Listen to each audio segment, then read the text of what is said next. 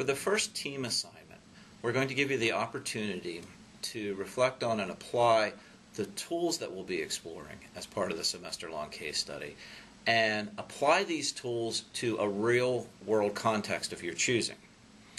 We're going to do this almost in parallel with the case study. So we're going to look at the case study, look at how the tools were applied in the case study, and then ask you periodically as we move through the semester to go back and apply the tools to your real-world scenario. So there's going to be 3 parts to this case study, and in each part you're going to be applying different tools, different processes to your real-world scenario.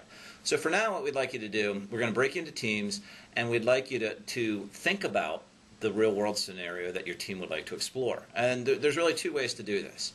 We realize that in some organizations you may not be able to share information readily, etc.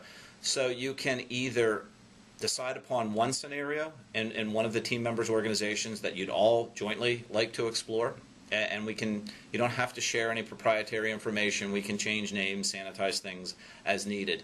It's more about the learning experience than it is about making sure we have the right names or real in-depth data, etc.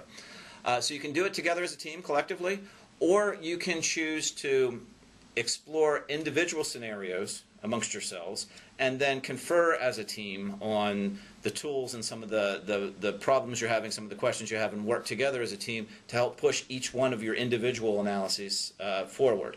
I think that the preferred method would be to try to work together as a team on one scenario, but I realize that may not always be possible, so we'll give you the option of working individually with consultation with your team members if that seems to work best for the team.